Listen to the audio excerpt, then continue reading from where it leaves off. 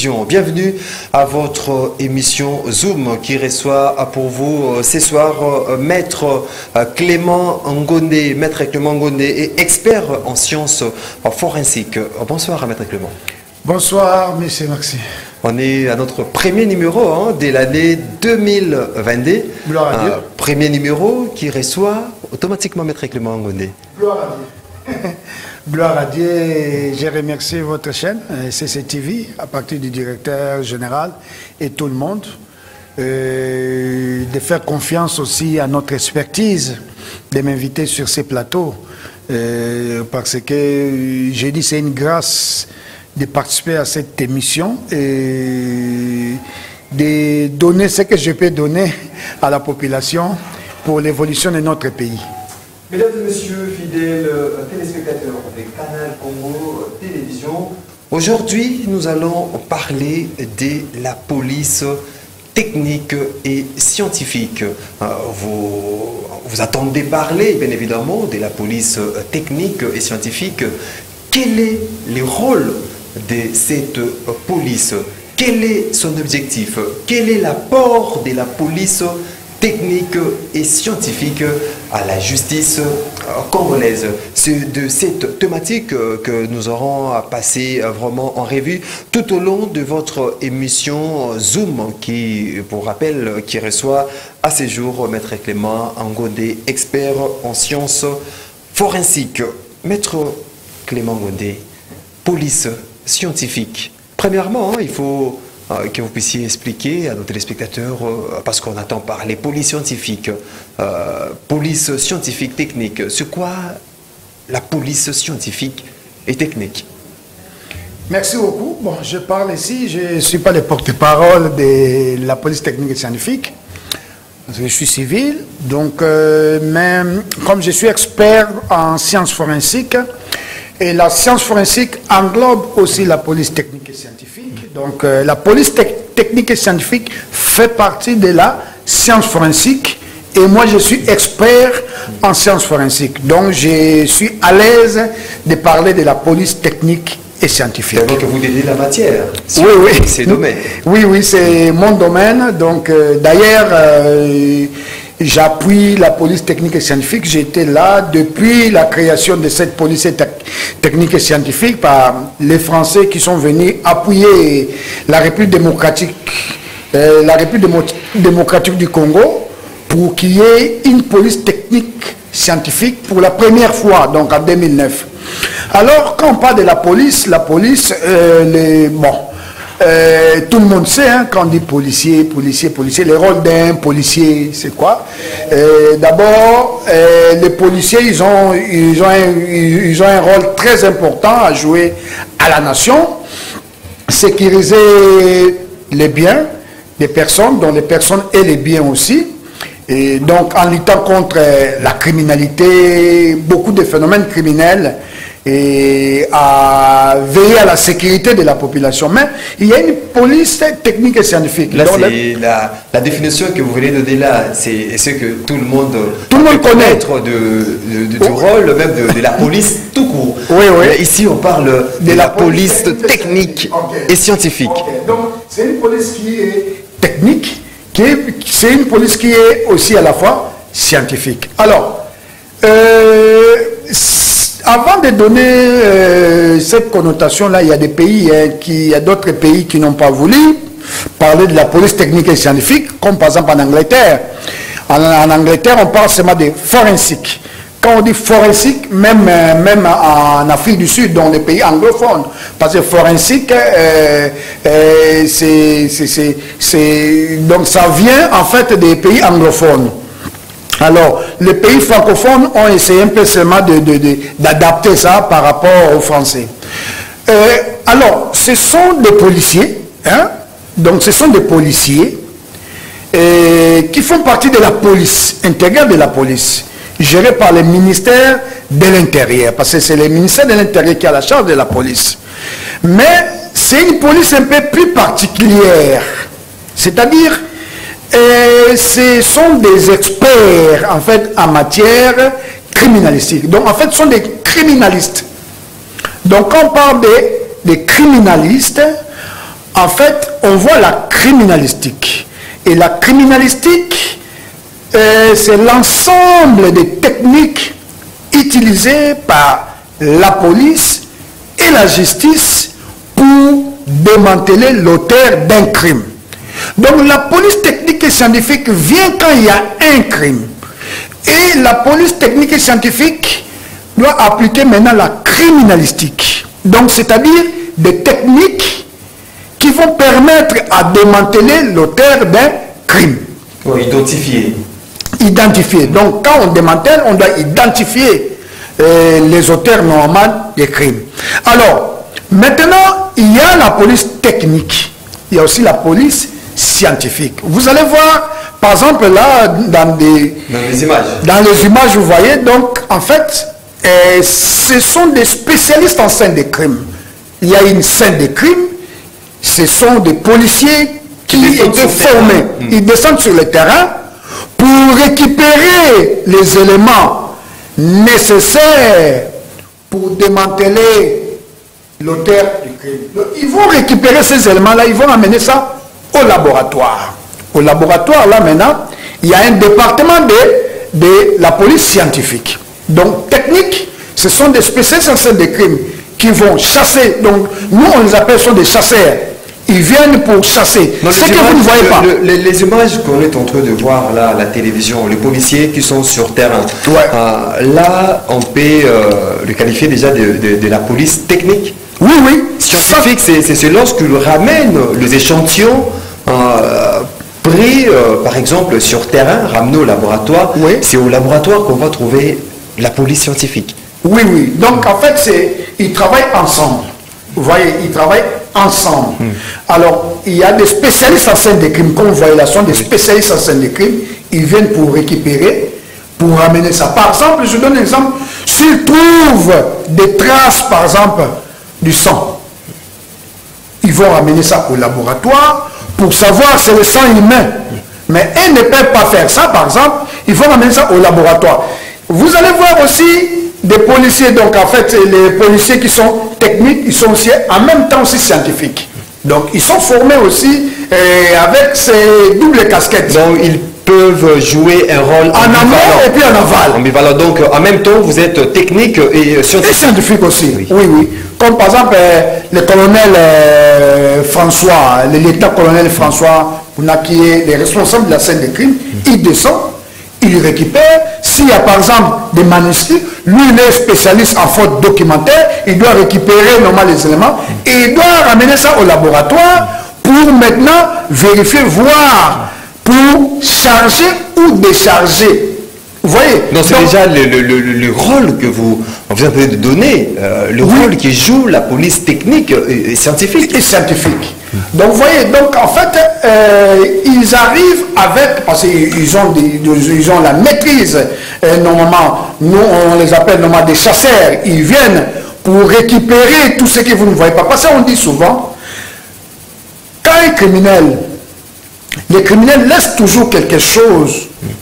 Hein? Nous on appelle ça normalement des traces. Au lieu du crime. Oui, oui, sans pourtant les savoir. Et la police technique et scientifique, ou la police technique vient normalement pour récupérer ça. Voyez. Vous pouvez laisser, vous pouvez venir en voiture, vous laissez aussi les traces de vos pneus. Vous pouvez aussi laisser les traces de vos semelles. Vous pouvez aussi laisser les traces de vos poils, les traces de fibres de votre habit, par exemple, tricot ou chemise. Vous voyez, même aussi la salive, même les empreintes. Vous voyez, vous pouvez laisser. C'est vrai qu'il y a des fois vous mettez des gants, mais peut-être la salive. Aujourd'hui aussi, il y a aussi l'odorat aussi, on travaille aussi avec l'odorat. Vous voyez, donc l'odeur de la personne. Donc il y a beaucoup de matières et ils arrivent pour chercher ça et ils vont récupérer ça pour amener ça maintenant au laboratoire. La question que l'on se pose, que la population se pose à ce moment, le travail fourni par la police technique et scientifique, il s'est fait qu'il y a un crime qui est commis dans un endroit précis. Il y a la police technique et scientifique qui descend sur terrain pour prélever, constater, tout consort. Mais à la fin, le résultat que nous attendons n'est pas exhaustif, ou bien on attend le résultat, c'est comme si on attendait le retour de Messi. Les résultats n'a jamais été relevé. On se demande, est-ce que c'est fait à dessein, cette descente, juste pour amuser la galerie, ou bien c'est un travail de fond qui est fait par la police technique et scientifique? Merci beaucoup pour la question. Je voulais éclairer un peu le public de savoir. Ici, je suis tenté de parler comme étant un expert. Hein? Je suis expert en sciences forensiques. Je suis d'abord avocat, mais je suis expert en sciences forensiques. Vous devez savoir que quand il y a un crime c'est un acte antisocial. Donc un acte que la société n'accepte pas. Alors, la police scientifique ne descend pas comme ça sur le terrain. La police technique et scientifique doit être requise. C'est pour ça que quand il y a un crime, soit l'OPJ est saisi, l'OPJ peut faire appel à la police technique et scientifique. Donc il est requis. Donc cette police, elle est requise par l'OPJ, donc l'officier de la police judiciaire, ou les magistrats, ou les juges. Ça dépend du cas. Maintenant, une fois la police technique et scientifique, il y a une réquisition à experts. On fait appel à eux. Et ils vont faire les rapports. Ils vont donner les rapports à qui des droits. Ce n'est pas à la police technique et scientifique de dire les droits, c'est les juges qui doivent dire les droits. Vous voyez, et ils ont donné les rapports techniques. Donc, c'est un outil d'appui à la justice. Vous voyez, ils viennent qu'appuyer. Maintenant, ce que les juges vont dire, ça ne nous engage pas. Ça n'engage pas la police technique et scientifique. Ça pourrait être aussi les A peut devenir B. Les juges, peuvent attendre aussi les résultats de cette police scientifique qui n'arrivent toujours pas lors des... Non. Quand il y a une réquisition, normalement, vous êtes obligé d'exécuter ça, parce que sinon vous pouvez faire la prison.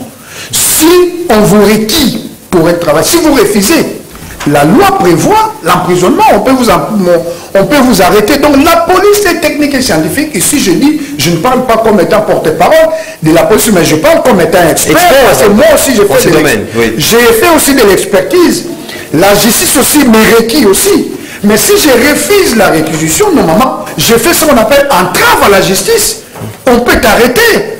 Peut-être je peux demander les moyens, parce que nous sommes dans les privés. On demande les moyens s'il n'y a pas les moyens, donc je n'ai pas les moyens pour exécuter ça. Mais la police technique scientifique fait partie, normalement, fait partie de la police. C'est au service du drapeau de l'État congolais. Vous voyez? Alors, dans toutes les réquisitions, la police technique scientifique est obligée de remettre les conclusions de leur expertise. Parce qu'ici on parle de l'expertise. Maintenant, le reste là, ça ne les regarde pas. Le reste de la justice, le résultat est changé. Le reste ne les regarde pas. Si tu es requis comme expert, toi tu donnes. Mais aussi, il faut savoir, les juges aussi, il y a des fois, il a son intime conviction. Il peut récupérer, par exemple, une expertise. Il voit, qu'est-ce que je peux faire de ça? Est-ce qu'en ce moment ici, je peux dire le droit ou bien je peux attendre? Là, maintenant, c'est la justice. Là, nous ne sommes pas là. Nous, on vient que pour appuyer la justice, pour éclairer, en fait, on vient soit charger ou décharger. Mais notre expertise, donc l'expertise, que ça pourrait être de la police scientifique, ça pourrait être aussi de la médecine légale, ça n'a, ce n'est pas, donc ce n'est pas pour les juges de l'évangile. Vous voyez, maintenant c'est les partis adverses. Ça pourrait être les avocats de leur parti disent non, nous par rapport à ça, on dit il y a contre-expertise, on demande. On est libre. Vous voyez, c'est pour ça que la population doit savoir. Ce n'est pas les experts. Parce qu'ici, la police technique et scientifique vient comme étant un expert. Vous voyez, il peut faire son expertise. Mais attention, ce n'est pas eux qui vont dire les droits. C'est les juges qui vont dire les droits. Maître Clément Angondé, parlez-nous en fait du fonctionnement. Comment fonctionne la police technique et scientifique? Le fonctionnement, parce que avant d'en arriver même à l'apport de cette police à la justice, parlez-nous un peu du fonctionnement de cette police technique et scientifique. Bon, ici je suis un peu... je ne serais pas trop à l'aise normalement de parler du fonctionnement de la police technique. Dans la mesure où vous compte tenu que je ne suis pas partie, oui, je ne fais pas partie de la police technique scientifique, mais je viens en appui de la police technique et scientifique, et je ne suis pas mandaté pour parler de la police technique scientifique, mais je parle de la science forensique, et la police scientifique fait partie de la science forensique. Mais je vais quand même expliquer que ce sont des policiers d'abord, ce sont des policiers. Il y a, au niveau de la police, nous avons les commissaires généraux, ce que je connais. Peut-être quelqu'un peut normalement me contredire, mais ce que je connais, nous avons le commissaire général qui est là, mais le commissaire général a ses adjoints. Il y a un adjoint qui est chargé de la police judiciaire, qui est le patron de la police judiciaire. Parce que la police technique scientifique, c'est toute une coordination en fait. Donc une coordination qu'on appelle soit donc une coordination. Donc en fait, il fait partie de la police judiciaire. Non, pas auxiliaire, il fait partie de la police judiciaire. Mais il y a un chef qui est là, le patron, donc c'est l'adjoint, donc le commissaire général adjoint, mais qui est chargé de la police judiciaire. C'est lui qui gère la police technique et scientifique. Donc la police judiciaire, la police scientifique est sous tutelle de la police judiciaire. Tout à fait, tout à fait. Parce que ils viennent que quand il y a un crime, donc quand on parle normalement de crime, on voit la police judiciaire. Donc c'est-à-dire que à l'époque on parlait de département, mais aujourd'hui c'est toute une coordination. Parce qu'il y a un directeur qui est là, il y a un directeur de la police technique et scientifique, mais il a son chef, son chef direct, qui est le commissaire général, le commissaire général adjoint, mais qui est chargé de la police judiciaire. Donc chacun joue son rôle. Donc ce sont des policiers à part entière, mais ce ne sont pas des policiers pour demander les cartes d'identité. Vous voyez, ils ne sont pas des policiers de roulage, ils ne sont pas des policiers, mais ils jouent un rôle très important et très précis, un outil indispensable pour la justice. Donc, ils sont dans les cas précis, donc s'il y a un crime, c'est à ces moments-là qu'on voit apparaître cette police. Donc s'il n'y a pas un crime, il n'y a pas quoi que ce soit, ils ne viennent pas. Donc, ils ne viennent pas. Ils restent dans son bureau pour mener. Oui, tout à fait. Ils ne viennent pas et travaillent. Ils travaillent sous. Donc quand il y a un crime, et ils doivent être aussi requis. Ils doivent être requis. Donc c'est-à-dire que il y a peut-être une enquête, ou bien par exemple il y a un crime, l'OPJ, ou bien le magistrat veut avoir par exemple une lumière, il dit non, je vais requérir. Il faut qu'il y ait une réquisition normalement pour que la police scientifique, pour une police technique scientifique puisse poser un acte. Vous qui êtes expert en sciences forensiques, qui parle bien évidemment de tout, de la police scientifique, de la police technique, est-ce que la police technique et scientifique de notre pays, la République démocratique du Congo, a de matériaux adéquats par rapport au travail qui est fait?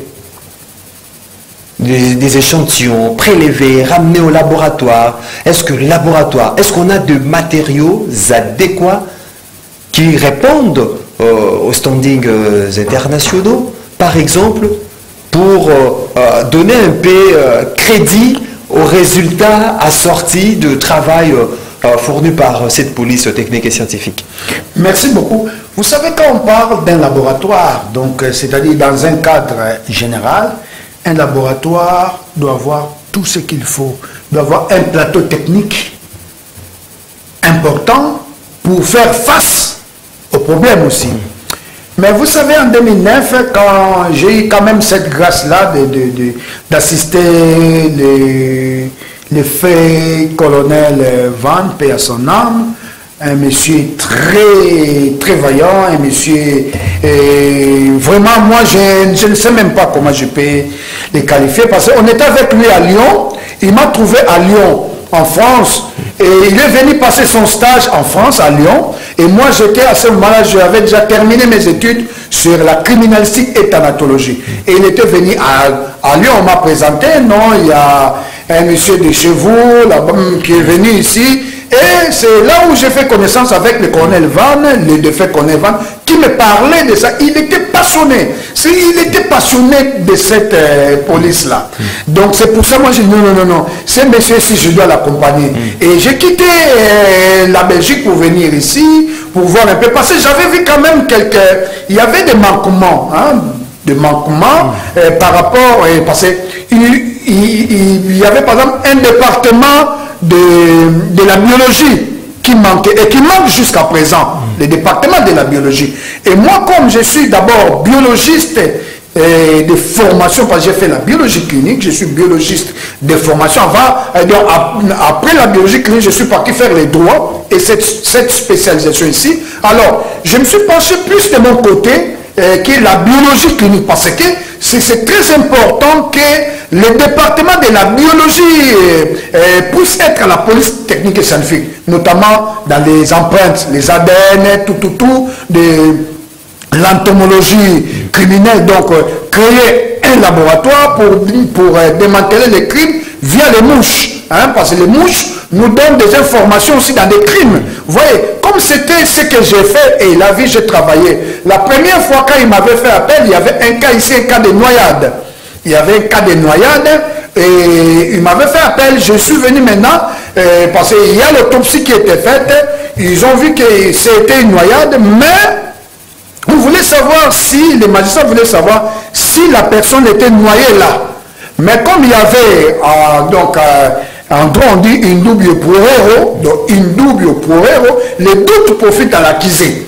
Vous voyez, alors s'il n'y a pas les éléments de la preuve pour charger la personne, donc on peut acquitter normalement cet accusé-là.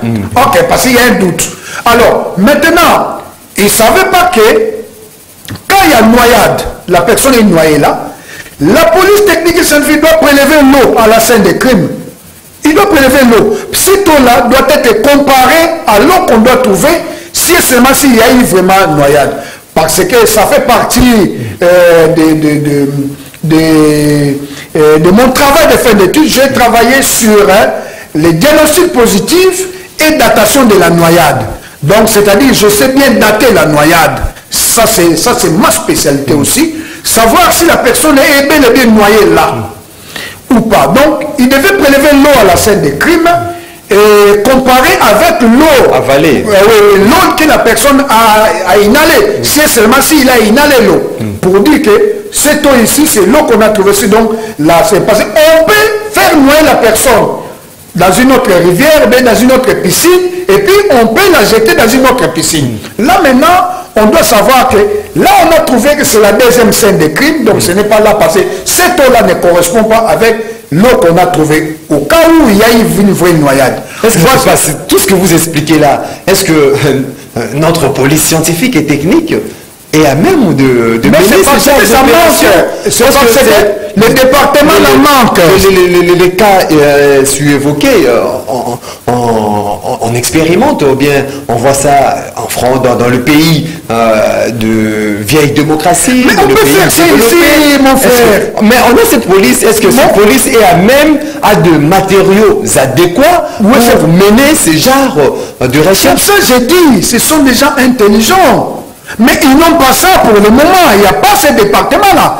Je vous ai dit que moi j'ai fait de la plaidoirie pour innover la police technique et scientifique. C'est mon rôle, c'est ce que j'ai fait le lobbying à qui de droit aux autorités qui sont chargées normalement de la police technique et scientifique. Et je lance aussi l'appel aussi au chef de l'État. Donc c'est-à-dire en mettant les moyens. Et les moyens là, comme je dis par exemple, pour mettre ces laboratoires-là, ça ne coûte pas 100 000 $. C'est cette police négligée. Hein? Vous voyez, donc pour mettre cette partie-là que je viens de vous dire, ça ne coûte pas 100 000 $.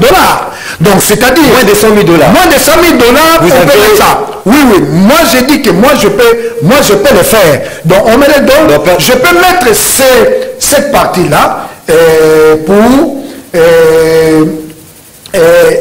on appelle ça les diatomètres. Donc nous allons faire la comparaison dans les cas de noyade. Et ça...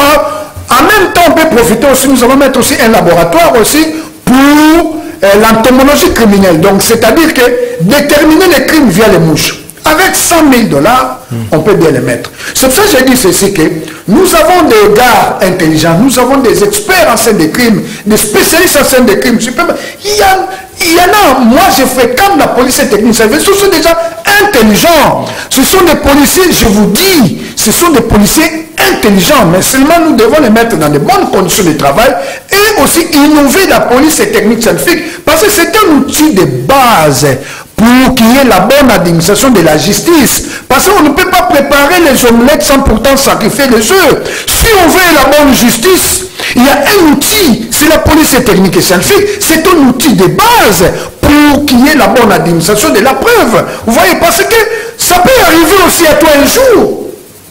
Vous voyez, je vous donne un exemple. Vous savez très bien que c'était aussi arrivé au directeur de cabinet du chef de l'État, sous naissance, M. Vital Kamerhe. Oui. Oui, donc à l'époque, vous voyez, on l'a accusé. Il y a plusieurs choses là. Vous voyez, on l'a accusé. Ça pourrait être suspecté. Oui, vous voyez, ça pourrait être vrai ou aussi faux. Vous voyez, et jusqu'à présent, il acclame son innocence. Pour dire que, mais si on avait, par exemple, dans des fautes documentaires, il y a un laboratoire de fautes documentaires à la police technique et scientifique, on peut savoir, par exemple, cette écriture-là appartient à qui? Les documents-là, c'est un document frauduleux. Il y a un département de fautes documentaires. Vous voyez, c'est ça qu'on appelle la preuve irréfutable, la preuve opposable à tous. Maintenant, je dis bien, ça peut arriver à tout le monde. C'était déjà arrivé même au directeur du cabinet du chef de l'État. Et pourquoi pas moi, un simple citoyen comme ça? Si c'était arrivé à lui, ça peut arriver aussi à toi. Et à toi qui me regarde aussi un jour. Mais est-ce que à toi ou à raison. Mais si et seulement si la justice, s'il y a une justice juste, et la justice juste, un outil qui peut faire de la justice juste, c'est la police technique et scientifique. Mais nous devons faire de cette police technique et scientifique aussi une bonne police technique et scientifique. Ce n'est pas seulement la bouche. Vous voyez, moi j'ai l'habitude de fréquenter cette police-là. Si je prends aujourd'hui la parole pour dire que, parce que je peux faire quelque chose. Je peux innover cette police technique et scientifique en mettant des équipements qu'il faut pour aider la justice, qui est une bonne administration. Quels sont ces équipements? Parce que là, vous venez de déclarer, tout le monde vous suit, les autorités sont en train de vous suivre à ce net moment. Quels sont les matériels que vous voulez que le gouvernement, les autorités mettent à disposition pour mener à bon port cette police scientifique, pour que nous ayons des résultats qui ne va pas appeler à un certain doute ou tout consort, pour que ces résultats soient crédibles au vu de tout le monde. Qu'est-ce que vous pouvez demander? Bon, moi, ce que je peux demander, qu'on puisse mettre d'abord les départements de la biologie. Le département de la biologie au niveau de la police technique et scientifique. Qu'on puisse arriver même à faire les empreintes génétiques. Parce que là, ce qu'on fait, on fait des empreintes digitales. Je veux qu'on puisse commencer à faire des empreintes génétiques, donc en mettant la biologie.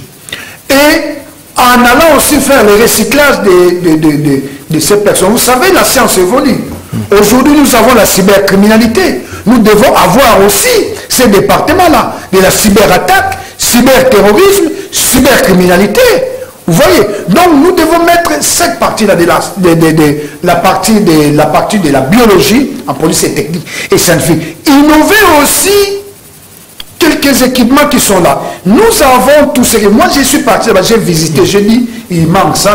Si les autorités qui m'écoutent aujourd'hui, ils veulent qu'on puisse le faire, ils peuvent me convoquer. Il y a un expert, hein? Vous êtes expert. Oui, je suis expert, je peux venir et je vais leur dire, en un coût très très bas, nous pouvons innover notre police technique et scientifique, qui est un outil pour nous aider un jour. Si, quand on aura un problème, parce que les jours que vous aurez un problème, les jours là, vous saurez que la justice, la police technique et scientifique est importante pour vous aussi. Maître Clément Godet, on va terminer par cette question. Vous qui êtes expert en sciences forensiques, quelle différence peut-on établir entre science, entre police scientifique et science forensique? Parce qu'à un certain moment, à entendre vos propos, c'est comme si c'est similaire. Police scientifique, science forensique. La différence? Alors, donc, en fait, ce sont des synonymes. Ça, c'est aussi votre modèle à faire. Oui, ce sont des synonymes. En fait, la police technique et scientifique fait partie de la science forensique. La police technique et scientifique applique la criminalistique. Fait partie de la science forensique, de la criminalistique. La police technique et scientifique fait partie, donc font partie de la science forensique. Donc quand on parle de la science forensique, donc c'est-à-dire c'est tout ce qu'on doit faire pour qu'il y ait la preuve opposable à tous. On doit appliquer par exemple la médecine légale, parce que la médecine, donc les aspects médicaux, légaux, font partie aussi de la science forensique. Donc la police technique et scientifique, la criminalistique, de la police technique et scientifique applique la criminalistique. Et les deux là font partie de la science forensique. À part ça, nous avons aussi les aspects médicaux. La police scientifique font partie de la science forensique. Donc dans la science forensique, il y a plusieurs disciplines. Il y a la chimie, il y a la médecine, il y a même l'informatique. Parce qu'il y a la cybercriminalité fait partie de l'informatique. Donc dans la science forensique, il y a plusieurs disciplines. Notamment la police technique et scientifique fait partie de la science forensique. La criminalistique fait partie de la science forensique. La médecine légale fait partie de la science forensique. La chimie, la cybercriminalité, l'informatique fait partie de la science forensique. Mesdames et messieurs, c'est sur ces mots de Maître Clément Ngodé que nous mettons un point final à cette émission, un grand zoom qui était consacré exclusivement à la police scientifique et technique, son rôle, son fonctionnement, l'apport de cette police pour la justice congolaise. On a eu le réel plaisir de recevoir pour vous ces jours pour ce premier numéro de l'année 2022, Maître Clément Ngodé, qui est expert en sciences forensiques. On vous dit merci, Maître. Merci beaucoup, M. Maxime.